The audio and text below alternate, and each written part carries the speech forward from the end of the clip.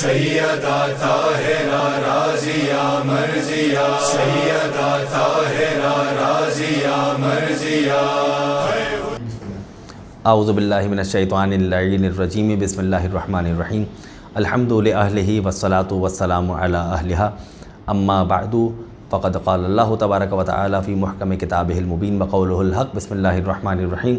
انا اعطیناک الکوثر فصلی لربک وانحر ان شانئک هو الابتر، صدق اللہ العلی العظیم۔ ناظرین اکرام، السلام علیکم ورحمۃ اللہ وبرکاتہ۔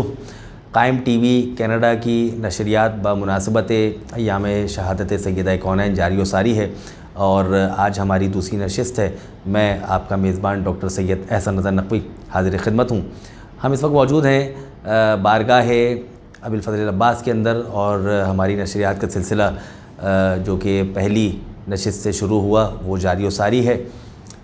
ہم نے گزشتہ نشست کے اندر آپ کی خدمت میں پیش کیا تھا کہ جناب سیدہ کی زندگی کے ابتدائی ایام اور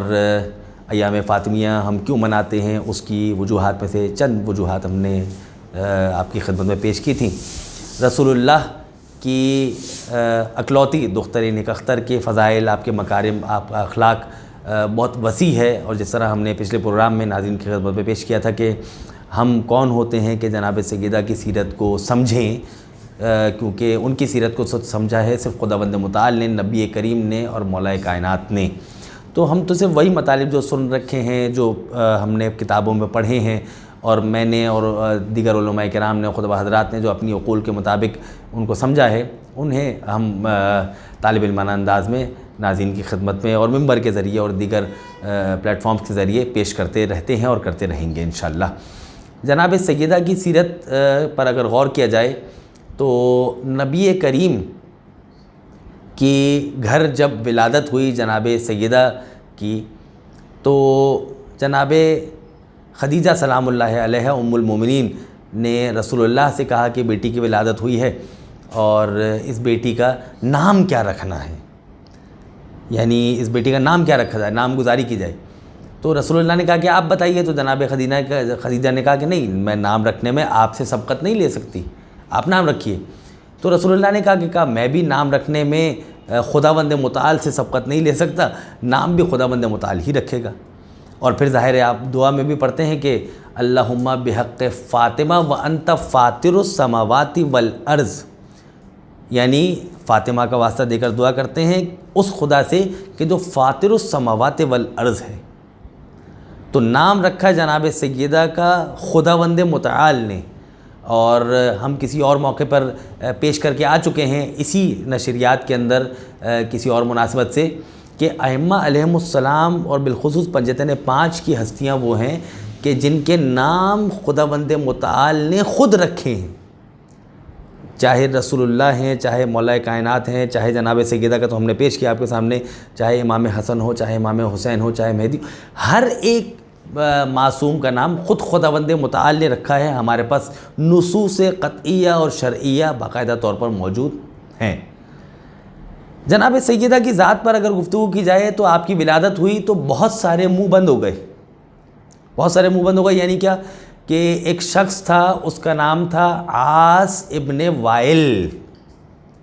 لعنت اللہ علیہ۔ عاص ابن وائل یہ شخص کون تھا؟ جب رسول اللہ کے ایک بیٹے کی وفات ہوئی، رسول اللہ تدفین کر کے واپس آ رہے تھے، جب واپس آ رہے تھے تو اس عاص ابن وائل نے مسکرا کر کہا، یہ نبی کریم کی نقلیں اتارا کرتا تھا نعوذ باللہ، اور مختلف حوالے سے رسول اللہ کا مزاح اور تمسخر اڑایا کرتا تھا۔ ظاہر ہے جس طرح ہم نے پچھلے پروگرام میں آپ کے سامنے ناظرین کے سامنے پیش کیا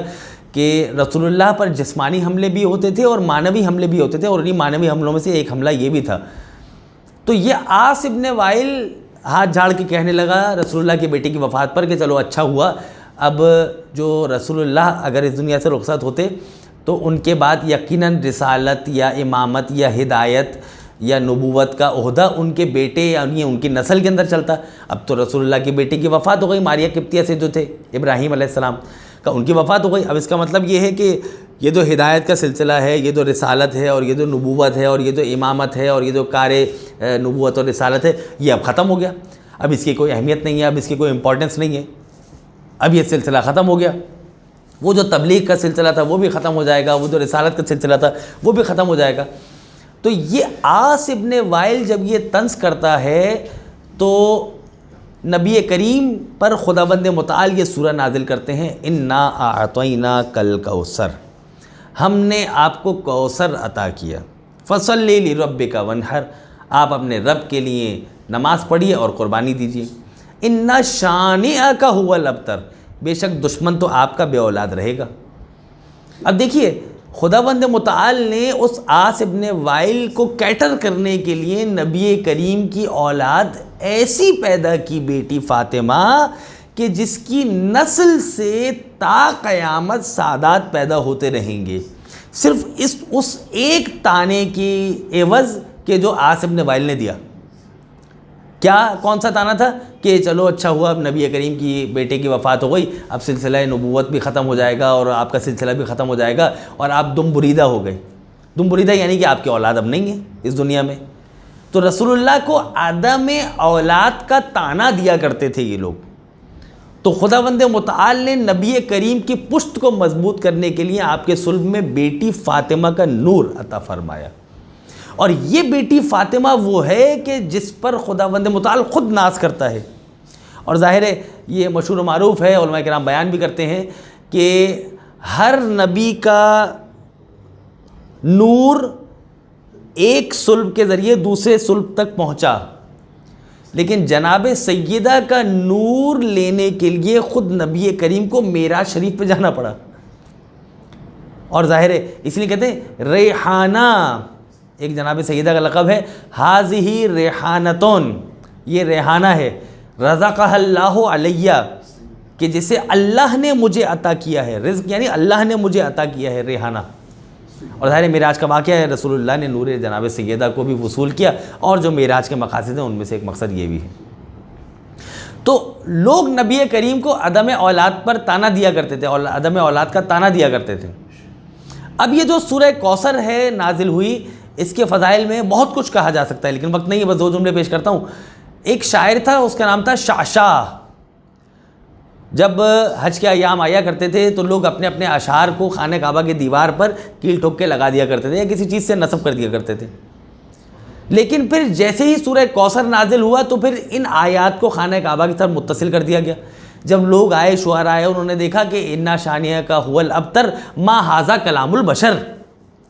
یعنی وہ یہ کہنے لگے بسم اللہ الرحمن الرحیم انا اعطیناک الکوثر فصلی لربک وانحر انا شانیہ کا هو الابتر ما ھذا کلام البشر۔ جب سورہ کوثر کی تلاوت کی تو پھر وہ عرب شعراء جو کہ فصاحت میں اور بلاغت میں اپنا لوہا منوا کر بیٹھے تھے،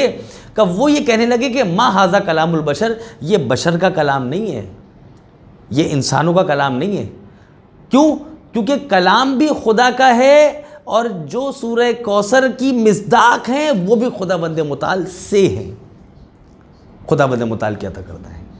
تو یہ جناب سیدہ کی فضیلتوں میں سے ہے۔ اور پھر دیکھیے لفظ کوثر پر جب گفتگو کی جاتی ہے اولاد کے عنوان سے،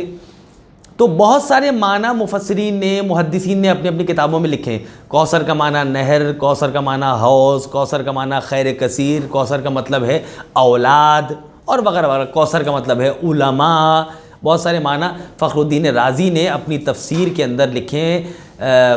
مشہور معروف ان کی تفسیر ہے، اور اس تفسیر کی آخری جلد میں، یعنی ظاہر سورہ کوثر آخر میں ہے تو آخری جلد کے اندر ہی فخر الدین رازی نے اپنی تفسیر الکبیر میں نقل کیے ہیں۔ تو یہ جتنے بھی معنی ہیں یقیناً وہ لغت کے اور اصطلاح کے اعتبار سے صحیح ہوں گے، کہ کوثر سے مراد ہے نہر، کوثر سے مراد ہے حوض، کوثر سے مراد ہے اولاد، کوثر سے مراد ہے خیر کثیر، اور بھی کوثر کے معنی بہت سارے معنی لکھے ہیں، علماء کوثر سے مراد۔ لیکن اصل جو معنی ہیں کوثر کے وہ ہیں اولاد، اولاد پیغمبر، کیونکہ وہی فخر الدین رازی یہ لکھتے ہیں کہ کتنے ہی بنو امیہ میں سے افراد آئے اور آ کے قتل ہو گئے کہ جن کا آج نام نہیں ہے، لیکن اولاد فاطمہ میں سے کیسے کیسے شاہکار ائمہ علیہ السلام اس دنیا میں آئے، اور تا قیامت جب تک نسل سادات چلتی رہے گی جناب سیدہ کا سلسلہ اولاد کا جاری رہے گا۔ تو یہ جناب سیدہ کی ذات ہے کہ جس کو تانا دیتے تھے رسول اللہ جن کے والد کو عدم اولاد کا، ان کو خداوند متعال نے ایسی اولاد دی کہ جو قیامت تک جاری و ساری رہے گی۔ آخری جملہ اور یہ اسی بڑی بات کو تمام کرتے ہیں۔ ایک آیت اللہ ہیں، آیت اللہ کمال الحیدری، انہوں نے بھی جناب سیدہ کی سیرت پر سورہ کوثر کے عنوان سے بہت طولانی گفتگو کی، لیکن انہوں نے کہا کہ اولاد کے معنی یعنی کوثر کے معنی اولاد کے ہیں۔ اگر کوثر کے معنی اولاد کے ہیں تو اس کو واضح کیسے کیا جائے کہ 1 گھنٹے کی گفتگو انہوں نے بھی کی کہ کوثر کا مطلب حوض، کوثر کا مطلب نہر، کوثر کا مطلب اولاد، کوثر کا مطلب علماء، کوثر کا مطلب یہ علماء، اور بہت سارے معنی بیان کیے، لیکن ایک چیز انہوں نے بھی یہ کہی، انہوں نے کہا کہ ان سب معنی کو ایک طرف رکھیں، اب کوثر کے معنی نکالیے پہلی اور تیسری آیت کو پڑھ کے۔ بسم اللہ الرحمن الرحیم، انا اعطیناک الکوثر انا شانئک ھو الابتر، ہم نے آپ کو کوثر عطا کیا، بے نام تو آپ کا دشمن رہے گا، بے اولاد تو آپ کا دشمن رہے گا۔ تو اس کا مطلب یہ ہے کہ کوثر کا مطلب ہے اولاد کثیر، کہ جو خداوند متعال نے جناب سیدہ کے طفیل نبی کریم کو دی، اور آپ کا سلسلہ قیامت تک جاری و ساری رہے گا۔ یہیں پر یہ بات کو روکتے ہیں، انشاءاللہ اس گفتگو کو آگے جاری و ساری رکھیں گے۔ والسلام علیکم ورحمۃ اللہ وبرکاتہ۔ سیدہ طاہرہ رازیہ مرضیہ